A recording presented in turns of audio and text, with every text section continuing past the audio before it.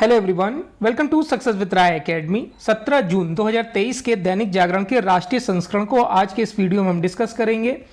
और आपको बताया गया है कि आप जब भी कोई भी न्यूज़पेपर पढ़िए उसका नेशनल एडिशन पढ़िए, चाहे वो दैनिक जागरण हो या फिर कोई भी इंग्लिश पेपर हो, आपको नेशनल एडिशन ही पढ़ना है। उसमें क्या होता है कि प्रमुख समाचार होते हैं, राज्यों की बहुत ही कम न्यूज़ होती हैं या फिर वही न्यूज़ होती हैं जो एग्ज़ाम के पॉइंट ऑफ व्यू से इंपॉर्टेंट होती है या फिर आपको कुछ उससे पता चलता है।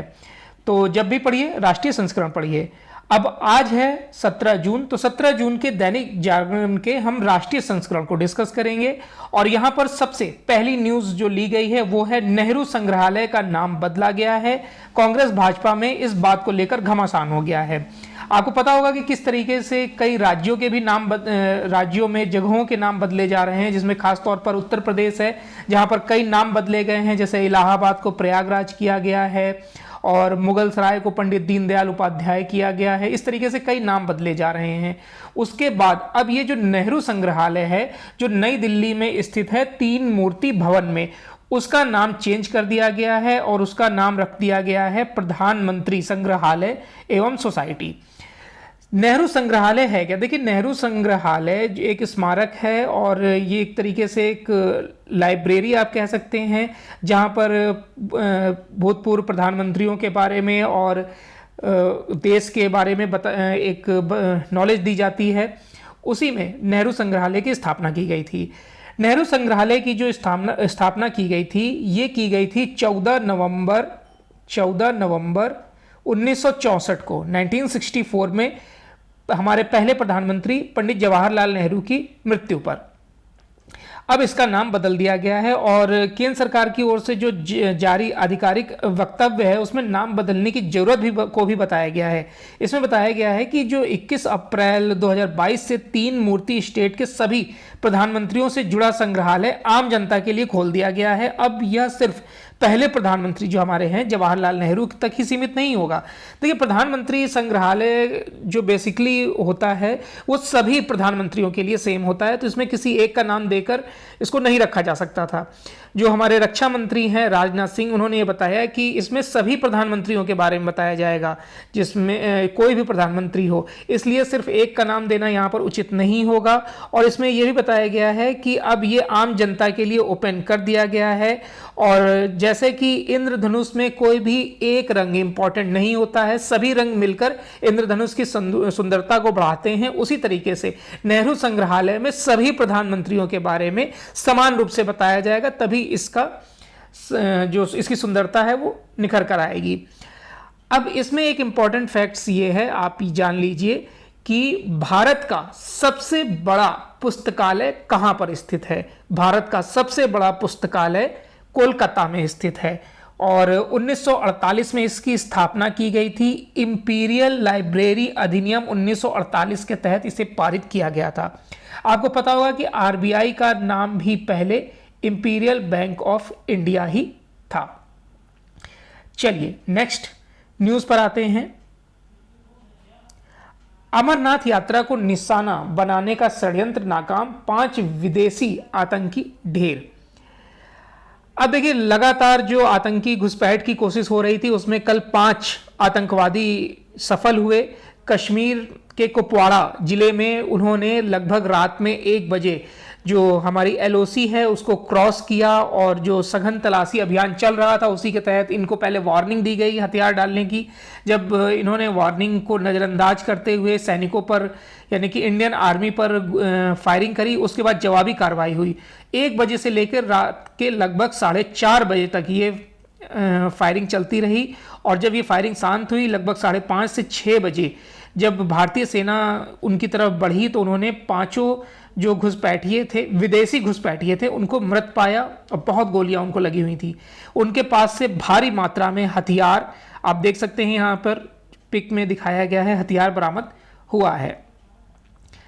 नेक्स्ट न्यूज़ है कि मणिपुर हिंसा में जो केंद्रीय राज्य मंत्री हैं, केंद्रीय विदेश राज्य मंत्री आर के रंजन सिंह के घर को जला दिया गया है और यहाँ पर पेट्रोल बम का इस्तेमाल किया गया था।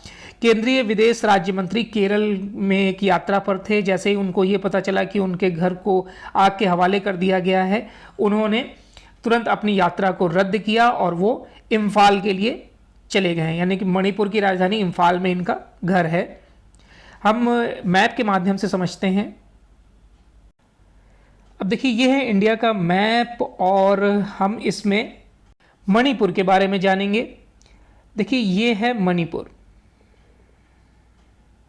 ये आप देख रहे हैं मणिपुर, जिसकी सीमा मिजोरम, असम और नागालैंड से लगती है। म्यांमार से भी इसकी सीमा लगती है अंतर्राष्ट्रीय तौर पर। मणिपुर की राजधानी इम्फाल है। यहाँ के जो गवर्नर हैं वो है LA गणेशन और यहाँ के मुख्यमंत्री हैं N बीरेन सिंह। अभी जो मणिपुर में हिंसा हो रही है, इसका मुख्य कारण क्या है? देखिए, मणिपुर में हिंसा भड़कने की सबसे बड़ी वजह है जो यहाँ का मैती समुदाय है, उनको जनजाति का दर्जा दिया गया हाई कोर्ट के द्वारा। उसके बाद से जो ATSUM यानी कि all tribal student union Manipur, इन्होंने विरोध कर दिया इसका। और विरोध इस कदर हुआ कि वहां पर मैती समुदाय के लोगों को टारगेट किया जाने लगा, यानी कि उनकी हत्या की जाने लगी। और इसको जनजाति दर्जा दिलाने में सहयोग किसने किया? STDCM ने, यानी कि scheduled tribe demand commit of Manipur, इन्होंने इसका सपोर्ट किया। अब यानी कि ATSUM विरोध में था और STDCM पक्ष में था। इन दोनों में मेन लड़ाई हुई। तो इन्होंने क्या किया, ATSUM ने मैती समुदाय के लोगों को टारगेट करके मारना शुरू कर दिया और उसके बाद इन दोनों में भयंकर लड़ाई होने लगी और ये लड़ाई पूरे राज्य में फैल गई, जहां पर लोगों को निशाना बनाया जाने लगा, लोग पलायन के लिए विवश हो गए। तो अब इसमें जो समर्थन किया गया था, यानी कि जो हाईकोर्ट ने आदेश दिया था, उसको भी यहाँ पर ये ATSUM मानने को तैयार नहीं था। इसकी वजह से हिंसा बढ़ गई और ये हिंसा गृह मंत्रालय ने, जबकि यहाँ पर विशेष दल भी भेजा हुआ है, तब भी शांत नहीं हो रही है। CRPF के महानिदेशक वहाँ भेजे गए हैं जायजा लेने के लिए, लेकिन अभी उनसे तत्काल रिपोर्ट इस पर गृह मंत्रालय ने मांगी है। और इसमें 30,000 केंद्रीय सुरक्षा बल, केंद्रीय अर्धसैनिक बलों की 8 बटालियन, सेना की 80 टुकड़ियां और असम राइफल्स की 67 टुकड़ियों को भी यहां पर तैनात कर दिया गया है। तब भी अभी जो हालात हैं वो काबू में नहीं है। जो CRPF के DG डायरेक्टर जनरल भेजे गए हैं वो हैं SL थोइसन। और मणिपुर के बारे में भी आपको बता दिया गया है। नेक्स्ट न्यूज़ पर आते हैं। अब फर्स्ट पेज पर ही एक और न्यूज़ है जिसमें एक सीट बजरंगबली के लिए आरक्षित की गई होगी। कल आदि पुरुष रिलीज हो गई है, जिसमें भगवान श्री राम की जीवनी को दर्शाया गया है और रावण का वध, ये सब पूरा मतलब रामायण पूरी दिखाई गई है। उसमें एक सीट यहाँ पर बजरंगबली के लिए फिक्स की गई है, उसी को यहाँ पर दर्शाया गया है। नेक्स्ट है 2-3 स्टार वाले वरिष्ठ सैन्य अफसरों के लिए लागू होगी वार्षिक CR रिपोर्ट प्रणाली। अब ये CR प्रणाली क्या है? तो देखिए, सेना में जो संयुक्त थिएटर कमांड है, उसके संचालन का जो मजबूत आधार तैयार करने के लिए ही तीनों सेनाओं के लिए 2 और 3 स्टार वाले वरिष्ठ सैन्य अधिकारियों के लिए अब कॉमन सालाना गोपनीय रिपोर्ट सिस्टम की व्यवस्था लागू की गई है। इसके तहत सेना के मेजर जनरल और लेफ्टिनेंट जनरल, ये इंपॉर्टेंट है, सुन लीजिएगा, सेना के मेजर जनरल और लेफ्टिनेंट जनरल, वायुसेना के एयर वाइस मार्शल और एयर मार्शल, वहीं पर नौसेना के रियर एडमिरल और वाइस एडमिरल स्तर के अधिकारियों को इसमें शामिल किया गया है। भारतीय सेना ने इस स्तर के जो अफसर हैं उनको क्रॉस सर्विस पोस्टिंग की सुविधा के लिए इस प्रणाली को अपनाने का फैसला किया है, ताकि जो संयुक्त सैन्य थिएटर कमान का गठन है, तीनों सेनाओं के बीच जो समन्वय है वो अच्छी तरीके से स्थापित हो सके। जैसे कि जो युद्धाभ्यास होते हैं उस पर वो जितना साझा अभ्यास करेंगे वो तीनों सेनाओं के लिए अच्छा है। तो CR इस दिशा में एक अहम कदम भी माना जा रहा है और मौजूदा समय में संयुक्त या तीनों सेनाओं की जो नियुक्तियों में पोस्टिंग के लिए चयन प्रणाली मूल सेवा विशिष्ट मापदंडों पर आधारित है। और इसको यानी कि जो ये CR प्रणाली है 1 स्टार और 2 स्टार वालों के लिए, इसको लागू करने में 3 से 4 महीने का समय भी लग सकता है। चलिए नेक्स्ट न्यूज पर आते हैं कि एनसीईआरटी पाठ्यक्रम में बदलाव का विरोध अनुचित। अब कल हमने न्यूज़पेपर में देखा था कि 33 ऐसे राइटर हैं, शिक्षक हैं, लेखक हैं जो एनसीईआरटी में जो बदलाव होने जा रहा है पाठ्यक्रम में उसका विरोध कर रहे हैं। अब यहाँ पर और एक पक्ष ऐसा है जो 106 शिक्षकों का, शिक्षाविदों का, जो इसका सपोर्ट कर रहा है। सपोर्ट करने में जेएनयू कुलपति भी हैं, केंद्रीय विश्वविद्यालयों के कुलपति हैं, प्रोफेसर सामाजिक विज्ञान अनुसंधान परिषद के यानी कि आईसीएसएमआर के सचिव, आईआईएम जैसे शिक्षण संस्थानों के प्रमुख इसमें शामिल हैं कि इसमें कुछ चेंजमेंट किया जाए। अब यहाँ पर जो एनसीईआरटी के निदेशक हैं दिनेश प्रसाद सकलानी, वो ये कह रहे हैं कि यहाँ पर जो ये 33 शिक्षक हैं वो कहीं ना कहीं घृणा की भावना से कार्य कर रहे हैं, वो बदलाव चाहते ही नहीं हैं। जबकि एनसीईआरटी में समय समय पर पाठ्यक्रम को लेकर बदलाव होता रहता है और अब भी इसकी जरूरत है, क्योंकि 17 वर्षों से इसमें कोई खासा बदलाव नहीं किया गया है। अगर विद्यार्थी अब इस पाठ्यक्रम को पढ़ते हैं तो यानी कि वो पिछले 17 वर्ष पुराने पाठ्यक्रम को पढ़ेंगे। इसमें अब बदलाव की आवश्यकता है और ऐसा किया भी जाएगा। उन्होंने एक बार फिर से अपील की है, यानी कि दिनेश प्रसाद सकलानी ने अपील की है कि फिर से जो 33 शिक्षाविद हैं जिन्होंने हस्ताक्षर करके यूजीसी और एनसीईआरटी को पत्र लिखा है कि या तो आप चेंजमेंट मत करिए या फिर हमारा नाम पुस्तकों से हटा दीजिए, फिर से इस पर विमर्श करें। अब इसमें यूजीसी के जो अध्यक्ष हैं जगदीश कुमार, उन्होंने हाल के दिनों में पाठ्य पुस्तकों को संशोधित करने के लिए एनसीईआरटी की कुछ शिक्षाविदों के हमले को अनुचित भी बताया है। अब यहाँ पर हम एनसीईआरटी के बारे में जान लेते हैं। देखिए एनसीईआरटी जो है वो इसका फुल फॉर्म होता है national council of educational research and training. फिर से सुन लीजिए, national council of educational research and training. इसकी स्थापना 27 जुलाई 1961 में की गई थी। ये एक स्वायत्त संगठन है जो स्कूली शिक्षा में गुणवत्ता सुधार के लिए नीतियों और कार्यक्रमों पर केंद्र और राज्य सरकारों की सहायता और सलाह देता है। आपको इसके निदेशक पता चल गए, दिनेश कुमार सकलानी, और इसका हेडक्वार्टर है नई दिल्ली में। नेक्स्ट न्यूज पर आते हैं कि चक्रवात से गिरा तापमान। आपको पता होगा कल उष्ण कटिबंधीय चक्रवात विपरजॉय ने गुजरात के बाद राजस्थान में तबाही मचाना शुरू कर दिया है। उसकी वजह से क्या हुआ है कि एनसीआर समेत कई राज्यों में, आसपास के राज्यों में तापमान गिर गया है और गर्मी से राहत मिली है। अब उत्तर प्रदेश, बिहार और इन राज्यों में भी मानसून भी पहुंचने वाला है, इसलिए गर्मी में थोड़ी सी कमी आने की उम्मीद इसमें जताई जा रही है। हालांकि जो निजी एजेंसी है स्काईमेट, उन्होंने कहा है कि 22 से 23 जून तक मानसून बिहार के साथ उत्तर प्रदेश के पूर्वी हिस्से में आ जाएगा। इस एजेंसी ने 6 जुलाई तक मानसून के कमजोर रहने का अनुमान भी लगाया था। स्काईमेट ने कहा है कि चक्रवात के उत्तर पूर्व की ओर खिसकने से मानसून के लिए अनुकूल स्थिति बन गई है। स्काईमेट के प्रवक्ता जो है महेश पलावत, उन्होंने बताया है कि गुजरात में चक्रवात के टकराने से पूर्व स्थितियां मानसून के अनुकूल नहीं थीं। अब केरल से कर्नाटक तक मानसून आगे बढ़ेगा। चलिए नेक्स्ट न्यूज पर आते हैं कि पानी का कनेक्शन झुग्गी वासियों की, ये हमारी राजधानी दिल्ली की न्यूज का पेज है कि पानी का कनेक्शन झुग्गी वासियों को नहीं मिलने से एलजी नाराज हैं। देखिए 2000 यहाँ पर बताया गया है 13 में जो कालकाजी है और जेलोर वाला बाग है, वहाँ पर पाइपलाइन और सीवरेज की व्यवस्था की जानी थी, लेकिन 2017 में भी 17 तक भी आदेश के बाद भी इसका पालन नहीं हो सका है। वहाँ पर झुग्गी बस्तियों में के लोगों को स्थापित किया गया था डीडीए द्वारा, जो फ्लैट बनाए गए थे, लेकिन अभी तक ये जो बेसिक ज़रूरतें हैं उसको पूरा नहीं किया गया है। इसकी वजह से जो एलजी हैं वीके सक्सेना, वो काफ़ी नाराज हैं। बैठक में डीडीए के सदस्य और जल बोर्ड के उपाध्यक्ष सोमनाथ भारती भी उपस्थित थे, जो आम आदमी पार्टी के सदस्य हैं। डीडीए द्वारा कालकाजी में जलापूर्ति और सीवरेज लाइन बिछाने का अनुरोध वर्ष 2013 में किया गया था, लेकिन अभी तक इसमें कोई भी सराहनीय कार्य नहीं हुआ है। नेक्स्ट न्यूज़ पर आते हैं कि कोचिंग संस्था के 2 संचालकों को गिरफ्तार किया गया है। एक हैं मुखर्जी नगर के ही शिवेश मिश्रा और दूसरे हैं मालदा टाउन के श्याम सुंदर भारती। दोनों को उचित व्यवस्था ना करने पर, यानी कि फायर की जो बुझाने की व्यवस्था होती है वो सुचारू रूप से ना करने की वजह से इन पर केस किया गया है, लेकिन उनको कोर्ट में पेश किया गया तो वहीं पर उनको जमानत भी मिल गई है। इसमें 2 छात्रों और 2 कर्मियों का बयान लिया गया था, उसके बाद इनकी गिरफ्तारी की गई थी। अब वहां पर सभी कोचिंग सेंटरों की इमारतों का फायर ऑडिट करने का निर्देश डीडीए द्वारा और दिल्ली हाई कोर्ट द्वारा दिया गया है। यहां पर इंग्लैंड में भारत को छोटे देशों से भी बदतर बताने वाले आतिशी के बयान पर विवाद हो गया है। देखिए, इस समय जो आतिशी हैं वो शिक्षा मंत्री हैं दिल्ली की, मनीष सिसोदिया की जगह पर। मनीष सिसोदिया आबकारी केस में फंसे हुए हैं और इस समय तिहाड़ जेल में बंद हैं।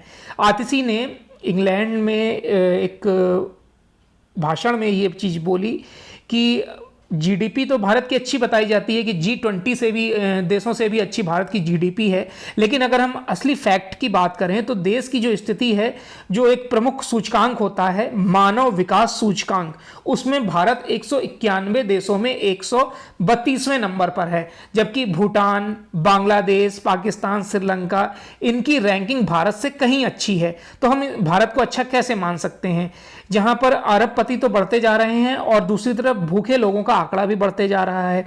जो 19 करोड़ से जो भूखे लोगों का आंकड़ा है, भूखमरी से जो पीड़ित हैं, उनका जो आंकड़ा है 19 करोड़ से बढ़कर 35 करोड़ हो गया है। इसकी तरफ किसी का भी ध्यान नहीं जा रहा है। आतिशी ने यह स्टेटमेंट इंग्लैंड के कैम्ब्रिज विश्वविद्यालय में कैम्ब्रिज जज बिजनेस स्कूल द्वारा 15 जून को आयोजित कैम्ब्रिज इंडिया कॉन्फ्रेंस में दुनिया को दिल्ली सरकार के शिक्षा मॉडल से परिचय कराते समय ये चीज बोला है।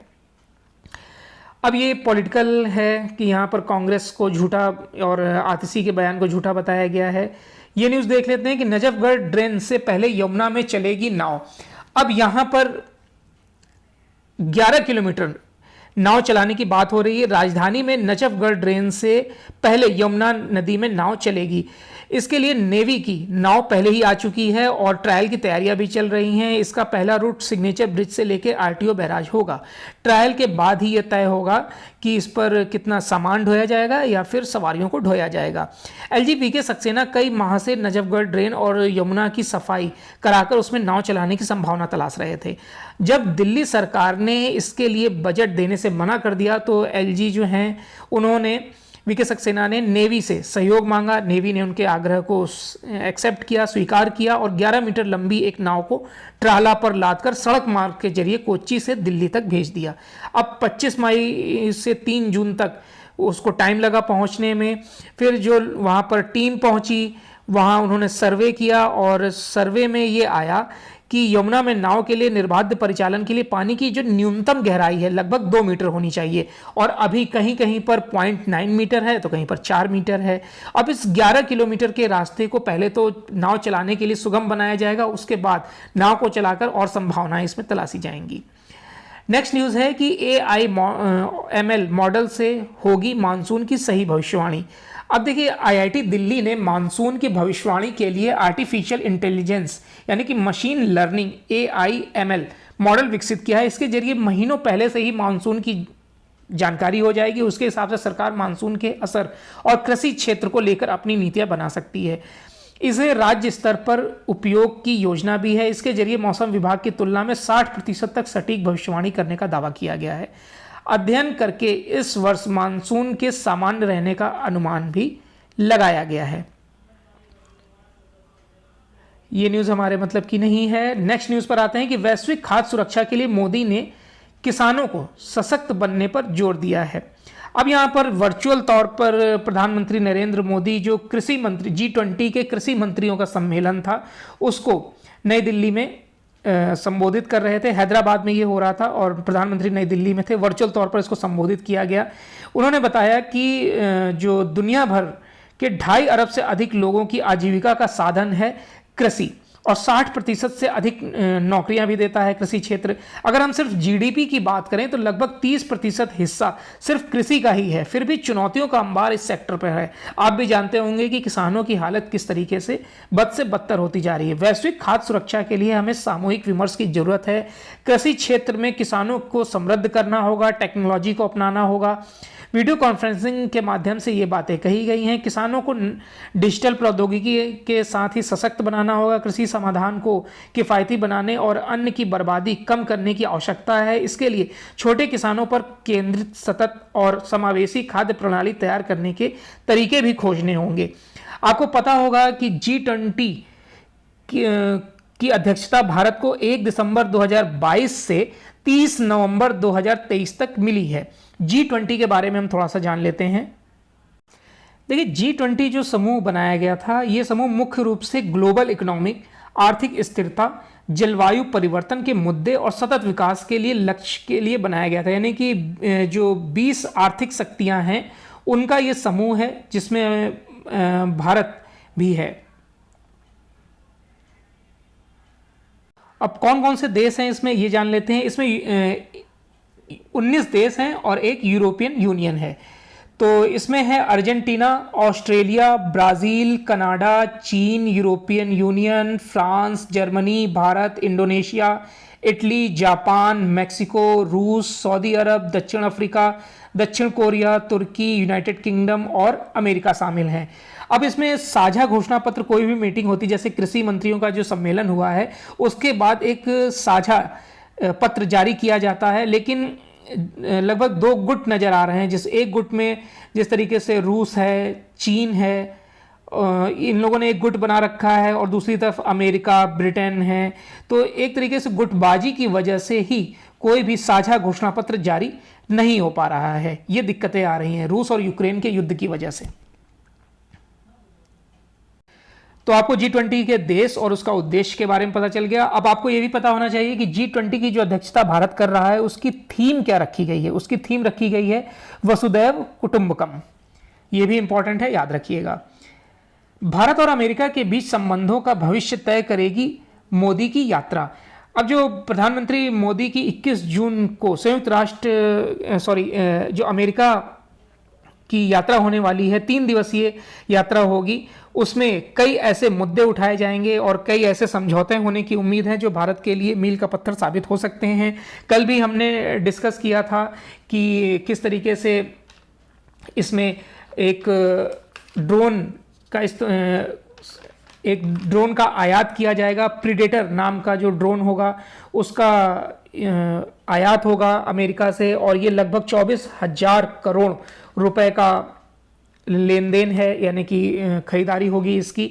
इसमें अमेरिका से और भी रक्षा क्षेत्र के साथ ही द्विपक्षीय संबंधों पर वार्ता होगी और इसमें कई समझौते और भी होंगे। अमेरिका के बारे में आपको कल भी बताया गया था कि अमेरिका की जो कैपिटल है वो है वाशिंगटन डीसी। यहाँ के राष्ट्रपति हैं जो बाइडेन। कैपिटल है यहाँ की वाशिंगटन डीसी, करेंसी है डॉलर। नेक्स्ट न्यूज़ पर आते हैं। रक्षा उत्पादन 1 लाख करोड़ से अधिक, निर्यात 60,000 करोड़ का हुआ है। देखिए, जो हमारे रक्षा मंत्री हैं राजनाथ सिंह, उन्होंने बताया कि पिछले वित्तीय वर्ष में हमारा रक्षा उत्पादन 1 लाख करोड़ रुपए से अधिक का हो गया है। भारत का रक्षा निर्यात बढ़कर 16,000 करोड़ रुपए हो गया है। यह इस बात का सबूत है कि रक्षा क्षेत्र और राष्ट्र सही रास्ते पर चल रहे हैं। रक्षा उत्पादन में आत्मनिर्भरता की सलाहकार समिति की बैठक की अध्यक्षता के दौरान राजनाथ सिंह ने कहा कि सरकार के फैसलों के फायदे मिलने लगे हैं। आज देश स्वदेशी पनडुब्बियों, युद्धक विमानों, हेलीकॉप्टरों और हथियारों का उत्पादन कर रहे हैं। इस साल के अंत तक स्थापित होंगे 10,000 जन औषधि केंद्र। देश में आपको पता होगा कि जन औषधि केंद्र स्थापित करने की मांग धीरे धीरे बढ़ती जा रही है और आवेदन भी इसके लिए मांगे गए हैं। इस साल के अंत तक 10,000 से अधिक ऐसे केंद्र स्थापित किए जाने की उम्मीद है। Pharmaceuticals and medical devices bureau of India के CEO रवि ददची ने शुक्रवार को कहा कि इस साल के अंत तक 10,000 जन औषधि केंद्र काम करना शुरू कर देंगे। विगत 31 मई तक देश में कुल 9,484 जन औषधि केंद्र संचालित हैं और यह जानकारी संवाददाताओं से बातचीत के दौरान उन्होंने बोली है। पंजाब में पुरानी पेंशन योजना लागू करने की कवायद से केंद्र नाराज। ये हमारे लिए इंपॉर्टेंट नहीं है। और भारत वैश्विक पंच बनने की ओर सरकार ने गठित की कमेटी। देखिए, विश्व के विभिन्न देशों से जुड़े विवादों के निपटारे के लिए भारत अंतर्राष्ट्रीय मध्यस्थता स्थल के रूप में उभर रहा है। ऐसे विवादों से जुड़े पक्षों में बनी भारत की तटस्थ छवि के चलते हो रहे इस स्थिति का लाभ लेने के लिए भारत सरकार ने अब अपने मध्यस्थता एवं समझौता कानून में बदलाव करने का निर्णय भी लिया है। इसके लिए रूपरेखा तैयार करने को विधि मंत्रालय में पूर्व सचिव टी.के. विश्वनाथन की अध्यक्षता में विशेषज्ञों की समिति गठित की गई है। अब नेक्स्ट न्यूज़ पर आते हैं, जो है बिजनेस पेज से, कि बीमा ग्राहकों की सुरक्षा के लिए बनेंगे नए नियम। अब देखिए, ये यहाँ पर जो बीमा नियामक प्राधिकरण है, भारतीय बीमा विनियामक एवं प्राधिकरण इरडा के जो चेयरमैन हैं देवाशीष पांडा ने बोला है कि ग्राहकों को और अधिक सुरक्षा देने के लिए नया नियम लाया जा सकता है और इस पर सरकार तेजी से कार्य भी कर रही है। ये सारी बातें उन्होंने बीमा ब्रोकर्स एसोसिएशन ऑफ इंडिया के एक कार्यक्रम के तहत बोली है।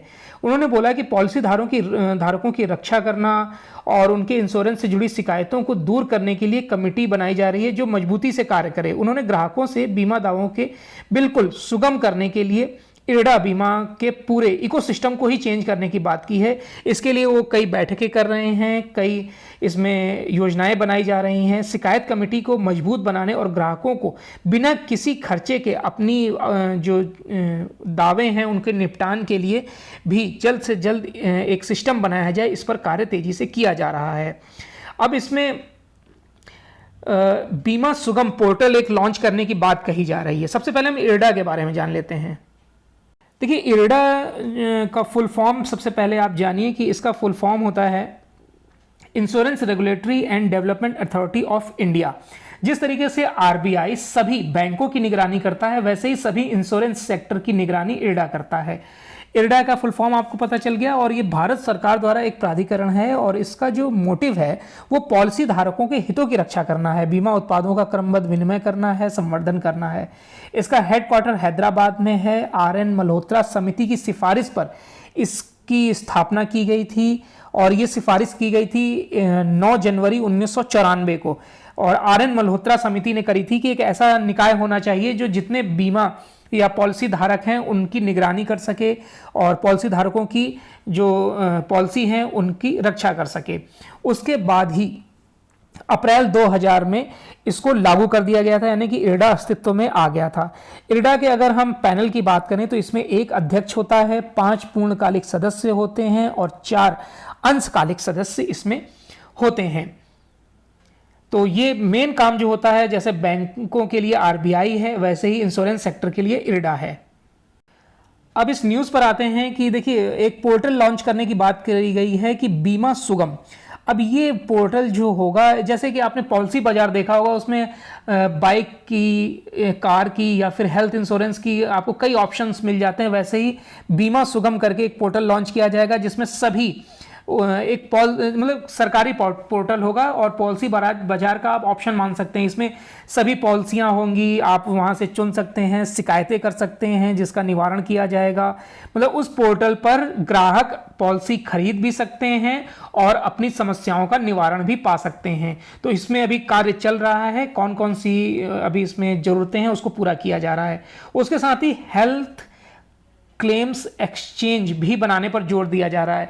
आपने देखा होगा कि जब आप हेल्थ इंश्योरेंस कराते हैं, अपना हेल्थ कोई पॉलिसी लेते हैं, तो जब आप एडमिट होते हैं तो कैशलेस है तब तो ठीक है, या फिर बिल जब बनता है तो उसको क्लियर कराने में आपको काफ़ी दिक्कतें आती हैं। उसके लिए ही हेल्थ क्लेम एक्सचेंज बनाने की यहाँ पर बात की जा रही है, जिसमें कि जब भी अगर आप एडमिट होते हैं और आप बिल बनवाकर अपने कंपनी को भेजते हैं तो वो एक्सचेंज के माध्यम से जल्दी ही पास हो जाए, आपको वेट ना करना पड़े। तो ये भी एक अच्छा आइडिया है अगर ये लागू हो जाता है तो। नेक्स्ट है कि पिछले महीने भारत और चीन ने खरीदा रूस का 80% तेल। अब देखिए, दुनिया में बड़े स्तर पर जो जिस तरीके से यूरोपीय कंट्रीज़ ने रूस पर बैन लगा दिया है, तो रूस जो है वो अपना जो तेल है वो सस्ती दरों पर एशिया में बेच रहा है। एशिया इस समय 90% तेल रूस से आयात कर रहा है, जिसमें 80% सिर्फ भारत और चीन ही अकेले मिलकर आयात कर रहे हैं। अगर हम, और ये सारी रिपोर्ट बताई है IEA ने, यानी कि अंतर्राष्ट्रीय ऊर्जा एजेंसी ने, उसके बारे में भी हम जानेंगे। और ये भारी छूट की वजह से दिया जा रहा है। भारत ने रूस से हर दिन करीब 20 लाख बैरल कच्चा तेल खरीदा है। इसी प्रकार चीन ने हर दिन लगभग 22 लाख बैरल कच्चा तेल खरीदा है। मई में रूस से हर दिन करीब 38.7 लाख बैरल तेल का निर्यात किया गया। फरवरी 2022 में यूक्रेन के साथ युद्ध के बाद तेल निर्यात में यह सबसे बड़ा आंकड़ा है। अगर हम IEA की रिपोर्ट की बात करें तो भारत के कुल तेल आयात का जो हिस्सा है उस 45% जो है वो रूस से ही आयात किया जा रहा है और चीन के कुल आयात से इसकी 20% हिस्सेदारी है। यानी कि चीन 20% कर रहा है अपनी पूरी जरूरत का और भारत 45% कर रहा है। प्रतिबंध लगने से पहले रूस मुख्य तौर पर यूरोपीय बाजारों में अपने कच्चे तेल का निर्यात करता था, लेकिन अब रूस का 90% कच्चा तेल एशिया में आ रहा है। चलिए IEA के बारे में जान लेते हैं। देखिए IEA का फुल फॉर्म है इंटरनेशनल एनर्जी एजेंसी और इसकी जो स्थापना की गई थी वो 1974 में की गई थी, पेरिस फ्रांस में की गई थी। यहीं पर इसका हेडक्वार्टर भी है और 31 देशों का समूह है ये, यानी 31 देश इसमें हैं। मार्च 2017 में भारत IEA में एक एसोसिएशन देश के रूप में शामिल हुआ था। वर्तमान में इसके जो अध्यक्ष हैं राफेल मारियानो इसके अध्यक्ष हैं। नेक्स्ट न्यूज़ है कि फर्जी GST पंजीयन व ITC दावों पर रोक के लिए टेक्नोलॉजी का इस्तेमाल बढ़ाएंगे। ये स्टेटमेंट दिया है वित्त मंत्री ने। देखिए जो GST पंजीयन और इनपुट टैक्स क्रेडिट यानी कि ITC में जिस तरीके से फर्जीवाड़ा हो रहा है उसको रोकने के लिए निर्मला सीतारमण ने टेक्नोलॉजी का इस्तेमाल बढ़ाने का निर्देश राजस्व विभाग और वित्त मंत्रालय को भी दिया है। इसमें राजस्व सचिव जो हैं संजय मल्होत्रा व केंद्रीय अप्रत्यक्ष कर बोर्ड यानी कि CBIC के जो चेयरमैन हैं विवेक जौहरी, उनके साथ बैठक की गई थी। GST पंजीयन और ITC के फर्जीवाड़े को पूरी तरीके से खत्म करने के लिए इन दिनों CBIC की तरफ से विशेष अभियान भी चलाया जा रहा है। इस अभियान के तहत 11,140 पंजीयन फर्जी भी पाए गए हैं और उनके खिलाफ कार्रवाई की भी बात की जा रही है। तो इसको हम डिटेल से समझते हैं। अब ये पूरी निगरानी कर रहा है CBIC यानी कि central board of indirect taxes and customs. अब सीमा शुल्क और केंद्रीय उत्पाद शुल्क सेवा कर तस्करी की रोकथाम के लिए बनाया गया था और राजस्व विभाग में प्रशासनिक कार्यों के लिए नियम बनाता है ये। अब ये पूरा मामला है क्या? देखिए GST जो जुलाई 2017 में लागू हुआ था तो उसके बाद से GST की अगर आप एडवांस पेमेंट करते हैं, GST की जब आप एडवांस पेमेंट करते हैं तो आपको क्रेडिट मिलता है। वो क्रेडिट होता है इनपुट टैक्स क्रेडिट। जो अगर आपने एडवांस पेमेंट कर दी है तो आपको क्रेडिट मिलेगा, स्कोर मिलेगा। वो स्कोर आप पैसे की तरीके इस्तेमाल कर सकते हैं अगले GST में। अगला GST जब आप जमा करेंगे तो उसको पैसे की तरीके इस्तेमाल कर सकते हैं। तो इसमें ही फर्जीवाड़ा चल रहा था। बहुत से लोग एडवांस पेमेंट कर रहे थे और साठ गांठ के माध्यम से अधिक क्रेडिट पा ले रहे थे और अधिक क्रेडिट को अगले GST में वो पैसे के तरीके यूज कर रहे थे, जिससे राजस्व की हानि हो रही थी। इसी की यहाँ पर बात हो रही है कि टेक्नोलॉजी को बढ़ाया जाए और कुछ सख्ती दिखाई जाए जिसके माध्यम से इस फर्जीवाड़े को रोका जा सके। अब आते हैं हम इंटरनेशनल पेज पर, जिसमें वैश्विक संस्थाएं चाहती हैं कि श्रीलंका की तरह दिवालिया हो जाए पाक। अब देखिए नकदी संकट का जो सामना पाकिस्तान कर रहा है और जाहिर सी बात है कि अंतर्राष्ट्रीय मुद्रा कोष से समय समय पर बेल आउट पैकेज मिलने की संभावना जब उनकी टूट जाती है तो किस तरीके से IMF को या फिर विदेशी संस्थाएं हैं उनको टारगेट किया जाता है। जो पाकिस्तान के वित्त मंत्री हैं इशाक डार, वो अब ये कह रहे हैं कि जो वैश्विक संस्थाएं हैं वो तो चाहती हैं कि श्रीलंका की तरीके पाकिस्तान भी दिवालिया हो जाए तो उनको महंगे कर्ज दिए जाएं, लेकिन पाकिस्तान अभी ऐसा कुछ भी नहीं होने देगा। डार ने ये संभावनाएं इसमें जताई हैं और नवंबर में जो बेल आउट पैकेज मिला था IMF की तरफ से उसको नाकाफ़ी बताया गया था और फिर से IMF से ऐसी मांग की गई है कि उन्हें बेल आउट पैकेज दिया जाए। चलिए, चीन नहीं भारत कर सकता है यूक्रेन संकट का समाधान, एमी वेरा। अमेरिका के शीर्ष कांग्रेसी एमी वेरा ने कहा है कि यूक्रेन का जो संकट चल रहा है रूस के साथ, उसमें चीन नहीं बल्कि भारत कर सकता है मध्यस्थता, क्योंकि नई दिल्ली के मॉस्को से बेहद पुराने संबंध हैं। और उन्होंने कहा कि यूक्रेन युद्ध की समाप्ति के लिए भारतीय सरकार की ओर से पूरी क्षमता के साथ प्रयास करने की जरूरत है और अगर ऐसा भारत करता है तो ये युद्ध जल्दी ही समाप्त हो जाएगा।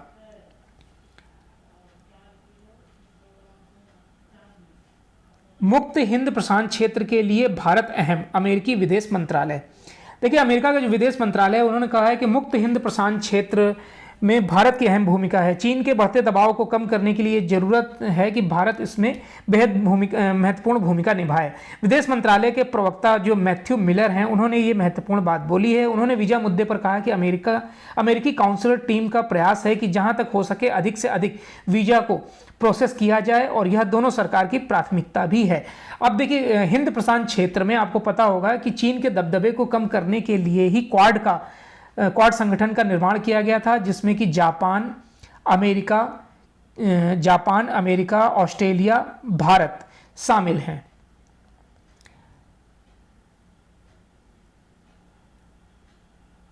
चलिए, तो ये और इसमें एशियन गेम्स में भाग लेंगे प्रदर्शनकारी पहलवान। और कोई इंपॉर्टेंट न्यूज़ नहीं है जो एग्ज़ाम के लिए इंपॉर्टेंट हो। तो ये आज का यानी कि 17 जून 2023 का दैनिक जागरण का राष्ट्रीय संस्करण था। आई होप आपको वीडियो अच्छा लगा होगा। अगर वीडियो अच्छा लगा हो तो लाइक और शेयर कर दीजिएगा। वीडियो देखने के लिए धन्यवाद।